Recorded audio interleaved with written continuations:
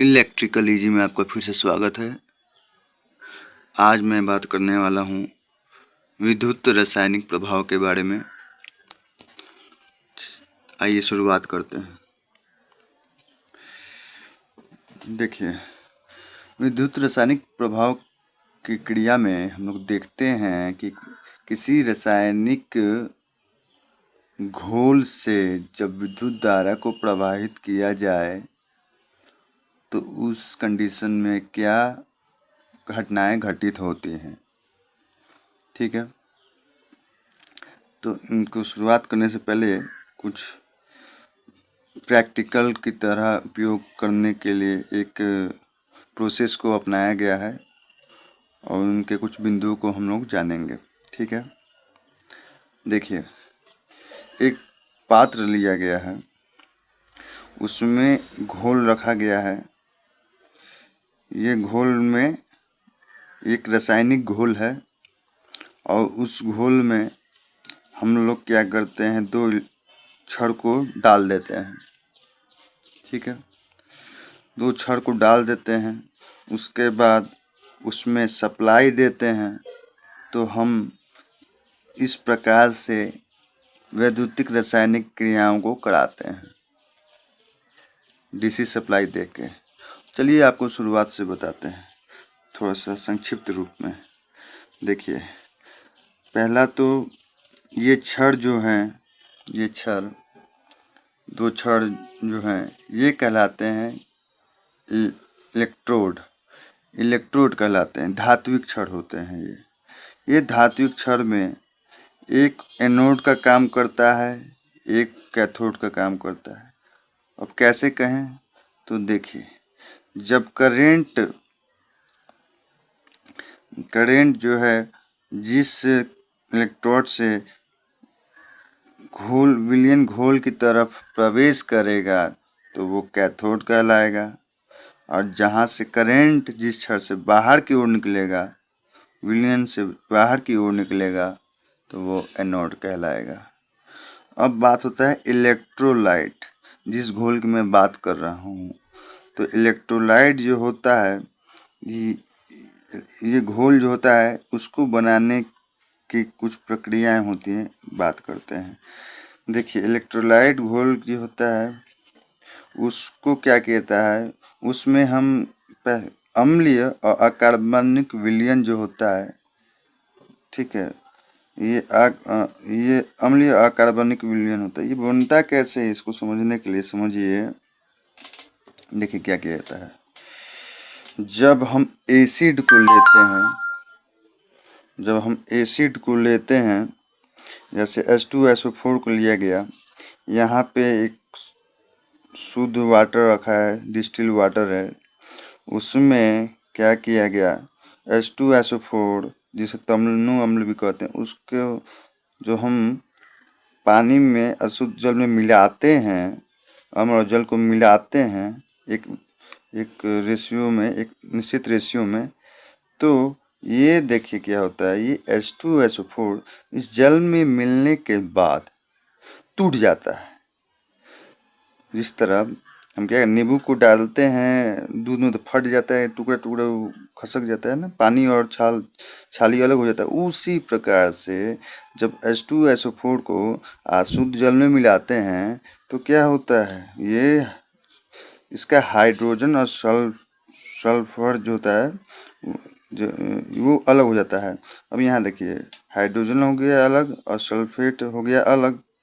ठीक है, H2SO4 क्या होता है, सल्फ्यूरिक अम्ल को कहते हैं, H2SO4, ठीक है, तन्नु अम्ल भी कहते हैं। इसमें क्या है, इसको जहाँ पानी में मिला देते हैं तो ये क्या आता है, हाइड्रोजन और सल्फेट में टूट जाता है। ठीक है, पानी में मिलते ही ये टूट जाता है। ठीक है, तो अब ये क्या होता है, ये पॉजिटिव आयन और ये नेगेटिव आयन में टूट जाता है। तो इसको कहते हैं आयंस, मतलब अलग हो गए, अलग अलग चार्ज में टूट गए तो वो आयंस कहलाएंगे। ऐसे संयुक्त थे, लेकिन जब पानी में डाला गया तो टूट गया। उसी तरह कॉपर सल्फेट है, उसको भी पानी में डालते हैं तो कॉपर पॉजिटिव आयंस में और सल्फेट नेगेटिव में टूट जाता है। तो इसको तोड़ने को प्रक्रिया को क्या कहते हैं? वैद्युतिक अपघटन कहते हैं। वैद्युतिक अपघटन। जब अम्ल को अशुद्ध जल में डाला जाता है तो वो आयंस के रूप में दो घटक के रूप में टूट जाते हैं। एक घटक पॉजिटिव आयंस का काम करता है, दूसरा घटक नेगेटिव आयंस का काम करता है। तो इस प्रक्रिया को क्या कहते हैं? वैद्युतिक अपघटन कहते हैं। तो यहाँ तो आपका पूरा प्रोसेस आया कि हाँ चलिए इस प्रकार से हम लोग जो है इलेक्ट्रोलाइट घोल बनाया, उसमें कौन कौन से रॉड लगाएं, ठीक है। वो रॉड कैसे थे? धात्विक थे। कौन सा कैथोड का काम करेगा, कौन सा एनोड का काम करेगा। अब हम बात करते हैं आगे कि जब हम उसको डीसी सप्लाई मतलब कि विद्युतिक प्रवाह करवाते हैं तब क्या प्रभाव पड़ता है, तो देखते हैं। यहाँ देखिए, जब इलेक्ट्रोड के आपको कैथोड रॉड को नेगेटिव सप्लाई से जोड़ा गया और एनोड को पॉजिटिव सप्लाई से जोड़ा गया, तब क्या हुआ? तब हुआ ये, जो हमारे विद्युत अपघटन के कारण जो सल्फ्यूरिक तन्नु अम्ल जो था वो जो टूटा था हाइड्रोजन और सल्फेट में, वो जो है आपके इलेक्ट्रोड के साथ वो क्या किया? संपर्क बनाना शुरू किया। कैसे बनाएगा, किस आधार पे बनाएगा? तो देखिए, यहाँ पर जो है नेगेटिव जोड़ा गया है कैथोड पे और कैथोड पे। तो यहाँ तो पहले तो नेगेटिव सप्लाई था। तो हम जानते हैं कि जो एक समान के चार्ज होते हैं वो एक दूसरे को अलग करते हैं। विपरीत धारा चार्ज वाले पार्टिकल्स एक दूसरे को अट्रैक्ट करते हैं। अब यहाँ पे नेगेटिव सप्लाई जब कनेक्ट किया गया तो ये अट्रैक्ट करने लगेगा किसको? हाइड्रोजन पॉजिटिव को। तो क्या हुआ? हाइड्रोजन आकर इस कैथोड में अपने पॉजिटिव चार्ज को देकर वो मुक्त हवा बन के उड़ जाता है। कहने का अर्थ है, इसको याद कैसे करें? तो देखिए, इसके हाइड्रोजन के माथे में बहुत भार था, बहुत भार है इसके पास, बहुत चिंता में है। तो क्या करता है, जहाँ सप्लाई में जोड़ते हैं इस कैथोड को नेगेटिव में और पॉजिटिव में एनोड को, तो कैथोड में नेगेटिव मिलते ही ये क्या करता है? हाइड्रोजन तेजी में जाता है, बोलता है भाई तू मेरा भार ले ले और मुझको मुक्त कर दे इस चिंता से। तो यही करता है, पॉजिटिव चार्ज दे देता है और बोलता है मुझको छोड़ और मेरे को जाने दे ऊपर। तो ये भार मुक्त हो गया, तो अपना ऊपर निकल गया, हवा बन गया। समझ में आ गया? उसके बाद ये सल्फेट जो होता है ये क्या करता है? ये एनोड में जाता है, ये नेगेटिव है, पॉजिटिव के पास जा रहा है, जाता है और क्या करता है? वहाँ पे कुछ नहीं करता, पास में जाके पानी के जो जो आपका H2O जल है उस विलयन में, उससे अभिक्रिया करके फिर से वही अम्ल का निर्माण कर देता है और ऑक्सीजन का निर्माण करता है। तो मेन काम यहाँ पे है कि यहाँ पे आपका इस कैथोड में जो है ये पॉजिटिव आयंस का एक परत चढ़ते जाता है, परत चढ़ते जाता है। तो इसकी मोटाई थोड़ी बढ़ जाएगी क्योंकि हाइड्रोजन अपना जितना आयंस है उसके ऊपर छोड़ दिया।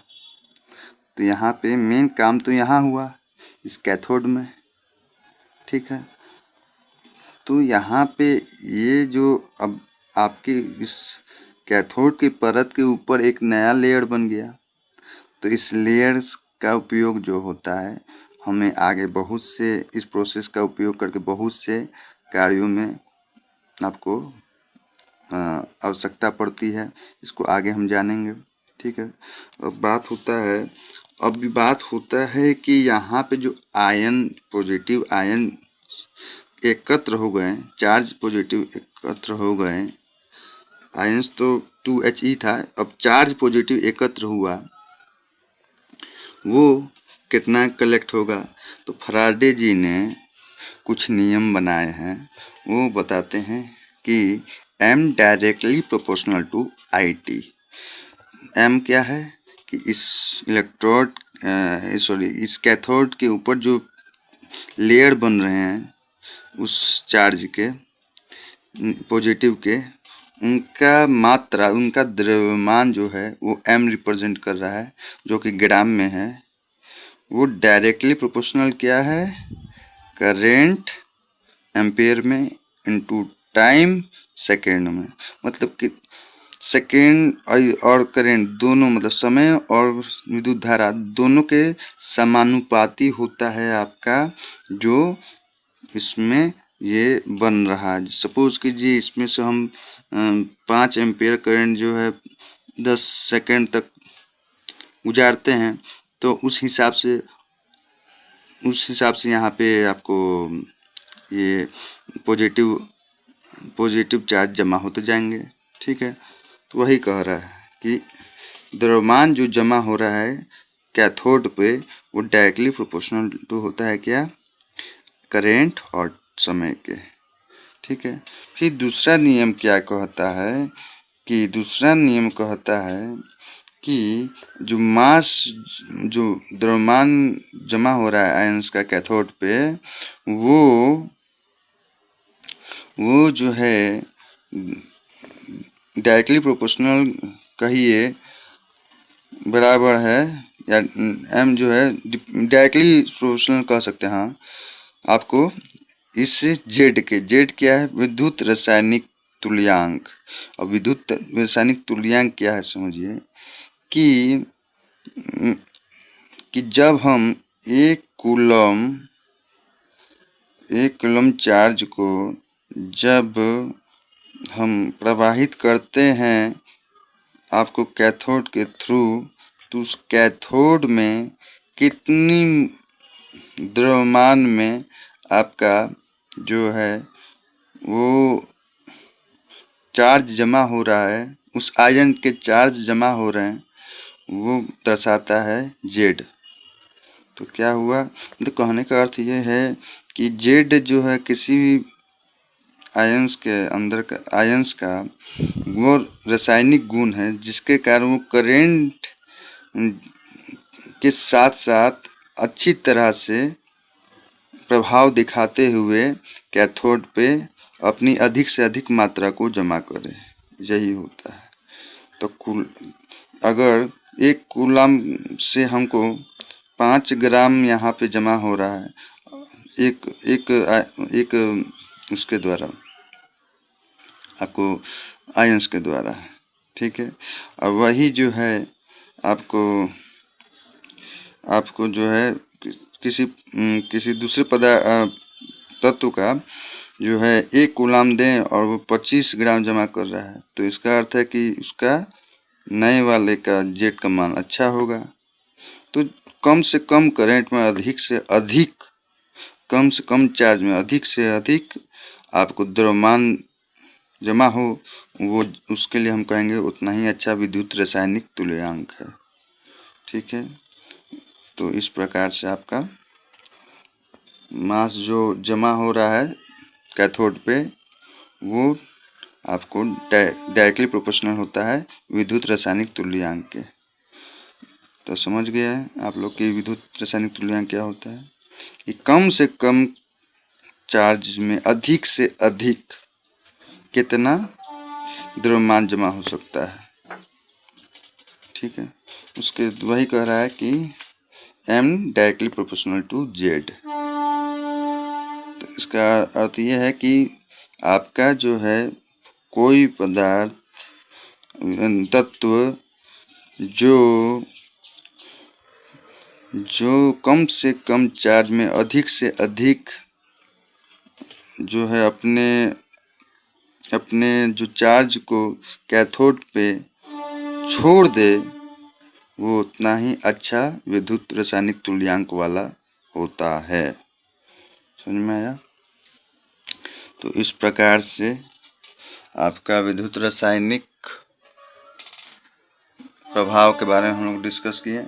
मेन मकसद इसमें यही है कि हमारा कि विद्युत प्रवाह करने पर जो विभिन्न तत्व जो होते हैं उनका जो है विभिन्न अंदर में जो एक्टिव आयंस होते हैं वो किस प्रकार से आपके विद्युत क्रिया में भाग ले पाते हैं अच्छी तरह से, ये दर्शाता है। और उस क्रिया का हम अपने विभिन्न इंडस्ट्रियल एरिया में किस प्रकार से उपयोग करते हैं ये हम इसमें जान पाते हैं। तो यहाँ दो प्रोसेस थे।